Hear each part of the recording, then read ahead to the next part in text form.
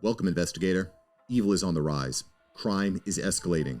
Our mission is to eliminate the crime by exposing evil, examine why it manifests, and highlight the brave souls that confront it every day. Join us as we work together to bring justice to every victim. Welcome to All Things Crime. Here's your host, Jared Bradley. Yeah. So moved out. Then I started working at Harley Davidson. This is 2008, 2009. I got you're talking about the Great Recession. You're talking about, the economy and the dump, layoffs, all of that.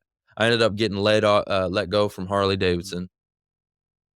And the next real story in my journey that I think is important was when I went back to work in the auto industry.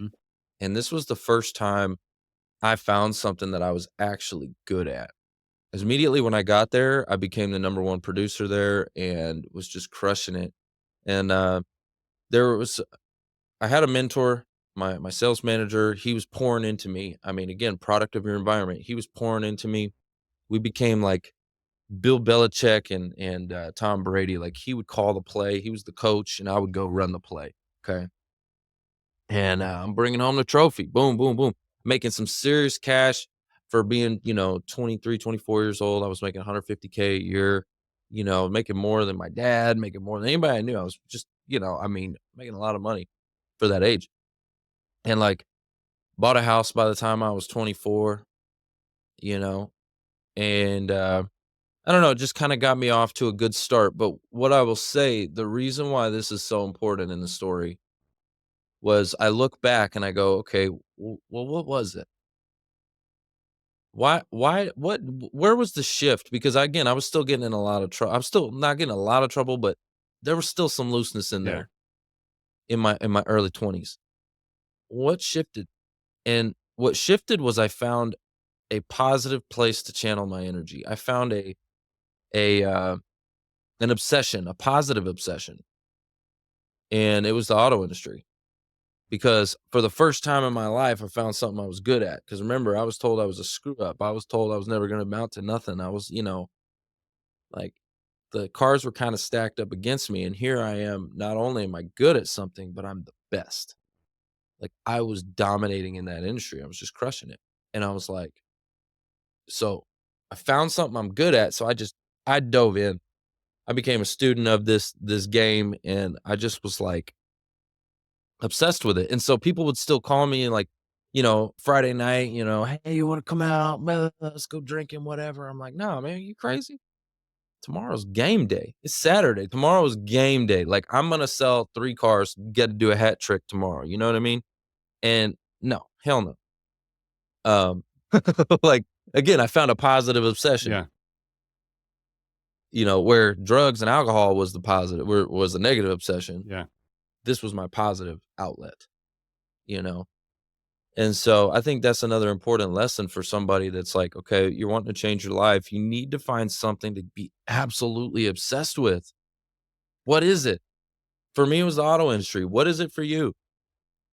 What are you passionate about that you can just dive into and just devote all your energy to?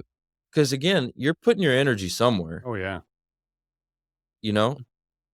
If you're just like, what are you doing with your time? You're going to get high and play video games all day and just hang out and do nothing? What a waste. I think about the time I wasted, Jeez. Isn't that the truth, It's man? crazy. But Mm-hmm. Trevor, I as you're telling your story, I'm listening to it and I'm like, you know what? Boys especially, I think I'm a huge fan of, well, there's a number of people online, but I can't remember who exactly said it, but basically he was saying it doesn't matter what species it is. If you look at males, young males, if they do not have some kind of a dominant male figure that will keep them in line, doesn't matter if it's deer, if it's bighorn sheep, bear, whatever, if they do not have that role model that keeps them in line, they will become feral and essentially, even become so feral that they can't even integrate into their society. And it's almost like, in fact, a number of years ago, I did a I don't know what triggered it, but I did a series of episodes on Lord of the Flies. Mm, Everybody's familiar with that movie, yeah, and where you have just these young kids. I don't know. just go Yeah, crazy. yeah, and they establish this society initially, but then eventually they start going, moving into these little groups, and eventually they start isolating, the weaker kids, and by the end of the movie, they're like literally out to kill this kid. So, but that kind of feral type of an attitude all comes from the lack of leadership from some kind of a older male. And it's also interesting, especially in the movie where, they're, I'm sure you've seen the movie where, they're tracking the kid down on the beach and they're about to kill him. And then all of a sudden some adult men show up and just, it's over. It's all of a sudden everything's shifted and they snap out of their feral mindset. Well, So good. if you think about your story, and I think most kids that end up in trouble, I bet there's a common denominator, and that is probably that they do not have the guidance that they need to make those kind of decisions. When you're screwing up, you think about all those times when you were 13. If your dad had showed up at that kid's house when you were there to fight him, how different would things have been? Mm, Would you have kicked down their, the master bedroom door? I would say probably not. And I think mm-mm. about my dad. I mean, he grew up on a ranch in Idaho, and you know, from the time the kid was 8, he was up at 4 in the morning milking cows and doing that kind of the heavy labor stuff that you were talking about when you're painting. And I'm trying to envision myself debating with my dad at the kitchen table about the benefits of weed, and I like, Oh my gosh. I don't think that wouldn't have gone very well. But You know what's interesting about yeah, that? It's so funny to me. I think about it now. Like my mindset from, as a 16-year-old to my mindset now. And I look back and I'm like, oh my gosh, what an idiot. And like there were so many arguments that I was like, they should legalize weed and da da da da da. And they're actually doing a lot of this stuff now. There's a lot of states that have legalized it and everything. And so here we are, we're in Texas. Where I live is in Texas. And Texas hasn't necessarily legalized it, but they've done something that's kind of interesting where Delta 8, Delta 9, which is, I guess, a strand of hemp or something like that. It's essentially weed. Like it's weed. yeah, Okay. And you can buy it in these little stores, right? These stores. So, but it's not like legal like some other places like Colorado or oh, Washington or, some other places. In But I've always said this, I'm like, "Man, I hope they don't do it." I really do. I hope they don't do it, because it's not that weed itself is so bad, okay? It's just like, and honestly, I think alcohol is awful too, like, it's not that weed itself is so bad. It's just that if you make it, like, accessible like that, and I think especially if people are drinking too, okay, because drinking has become so socialized, it's like it's at every event, every sporting, everything. It's all over the place. Like you can't go anywhere without not being alcohol. So alcohol's everywhere. So now all of a sudden, if you throw weed in the mix, like you combine those two, and we got a problem. mm, Alcohol and weed. You know what I'm yeah, saying? I'm like, you got a real problem. You put those two together. So anyway, I don't know. I just always was like, as I grew up, I'm like, man, I hope they don't put that here. I hope they don't legalize that here, yeah, honestly. Which was funny when I was a kid. I was like, man, I can't wait for this to be legal. Man, I yeah. I can't can do wait. whatever I want. Well, like Yeah, like, it's the biggest problem is the decision making process that happens in people's brains. It, I think about some of the stupid stuff I did as a teenager, and frankly, I have three teenage boys in my house right now, and mm, thank goodness we're off of what is it, spring break, and they just went back to school this morning, and so my wife's exhausted, and I I think bet. today's her day off, man. Especially with as much as I travel, Nice. she's like, yeah, weeks like last week where the boys are home all day long, and anyway, we usually have 10 teenagers at my house at any given time. And so, extra fridges and all that. But Mm, the key is, especially for boys, the decision-making process until you're about 20 something, 22, or, your brain's not even fully developed till you're 25.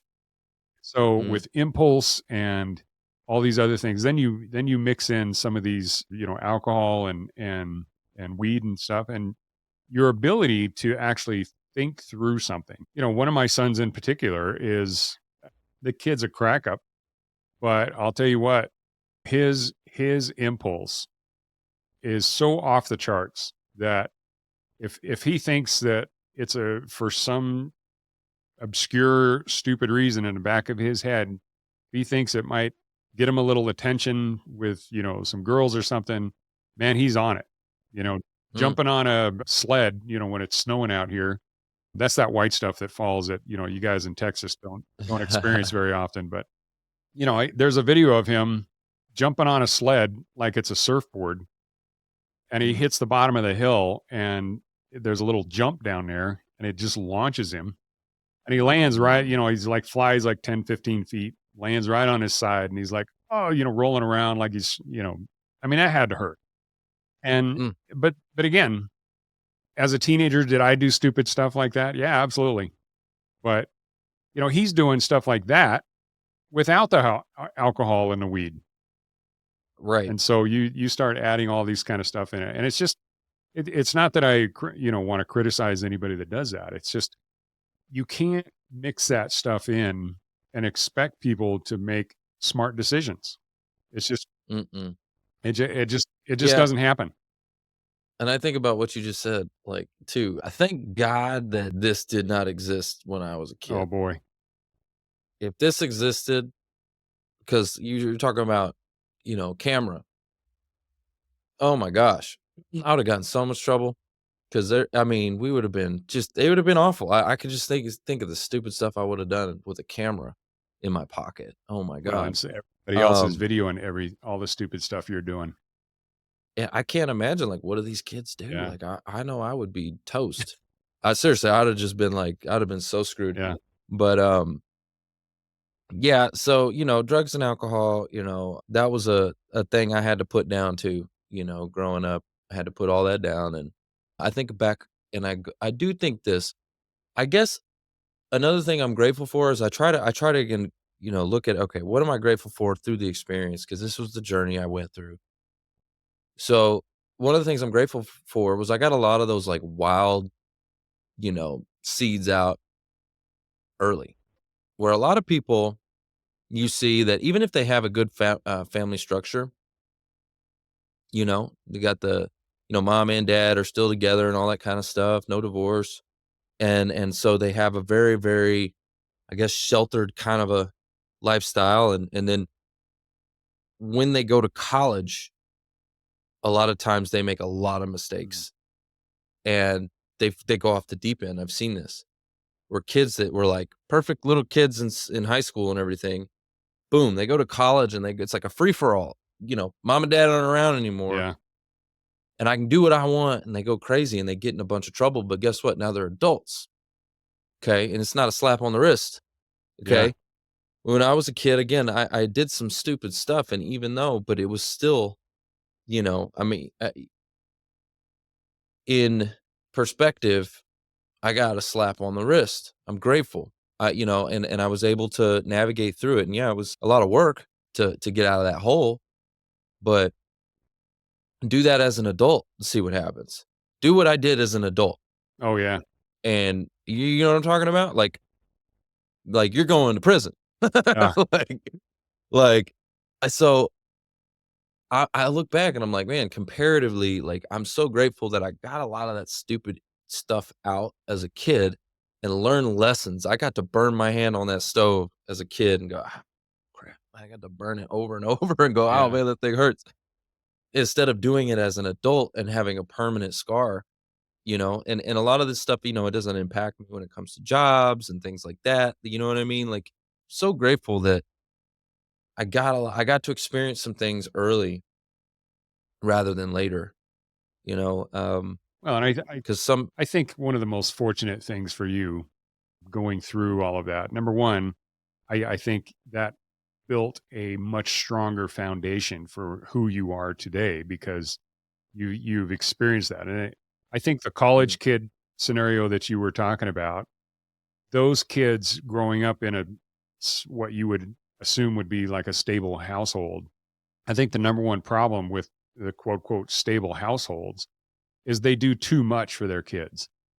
mm, And again, I can't remember exactly who said it, but they said for especially wealthy people, if you are well mm, off, what's the number one way that you can help your kids? And the guy's response was, don't do too much, because mm, if you're providing everything for that kid and not making that kid do chores and earn money, do like it's like do extra chores to make more money.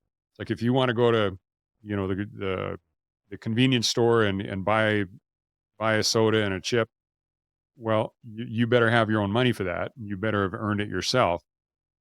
Otherwise, too bad. I'm not going to buy that for you. Whereas I think there's far too many parents where it's just too easy to just say, oh, you know what? I don't want to fight with this kid.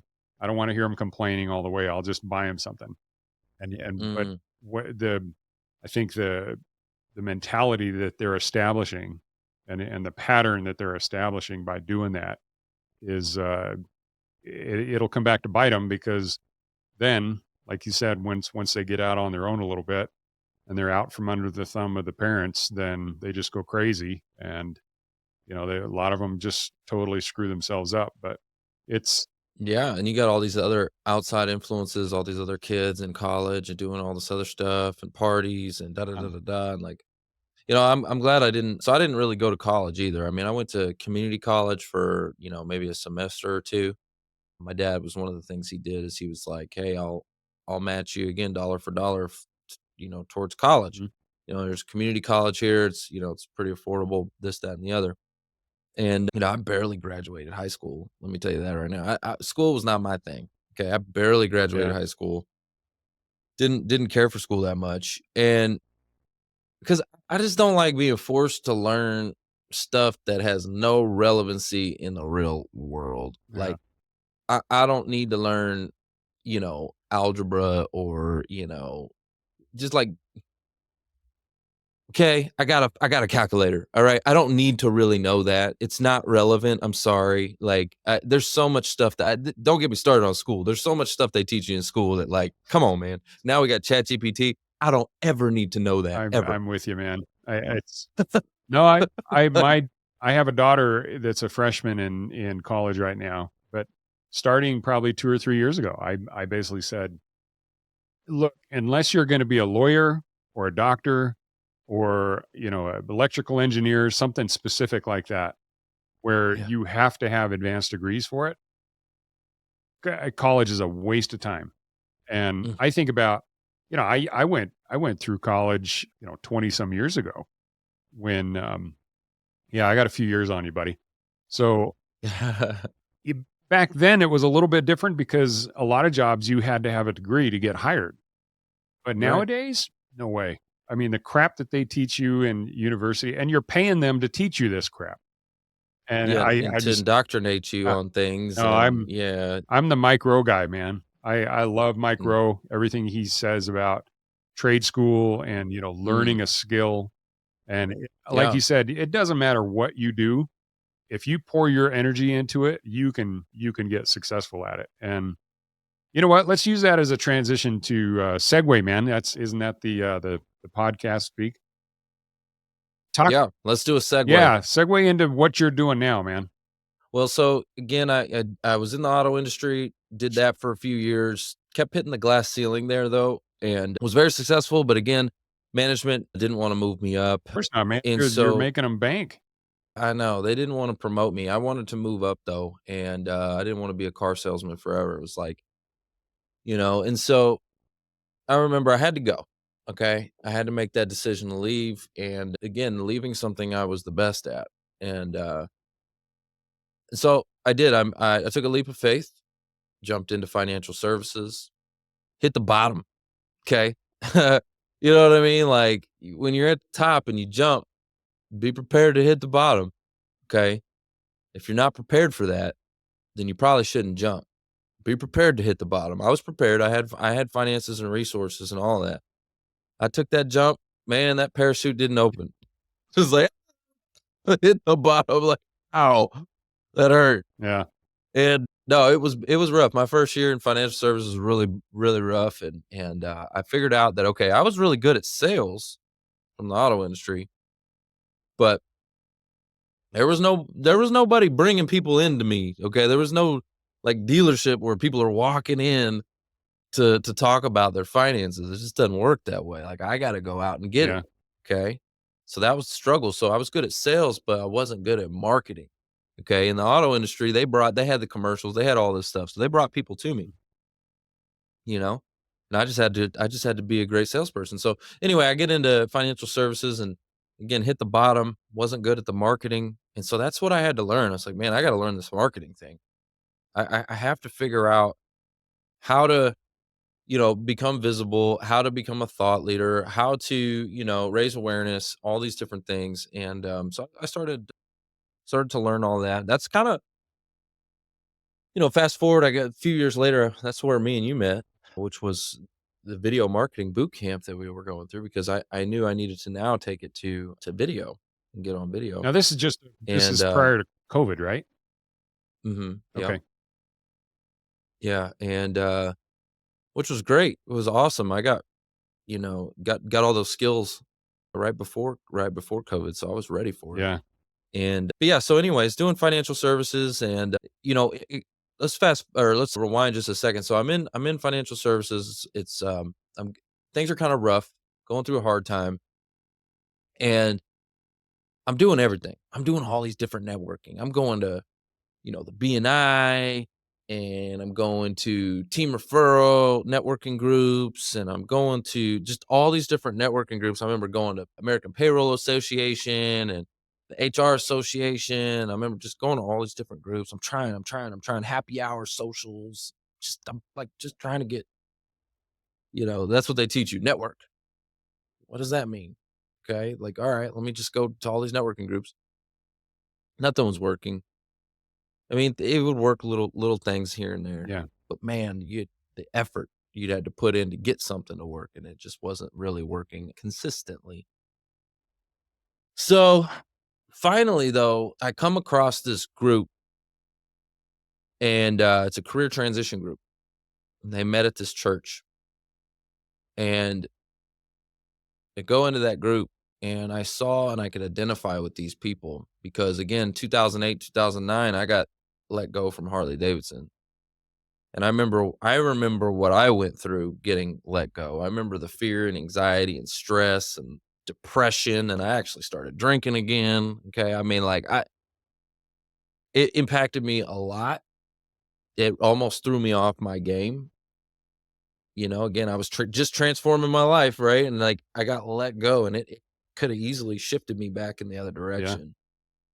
Yeah. And I remember that stress and anxiety and fear and depression and all of that. And so I'm walking in this room and I see 100 senior level executives.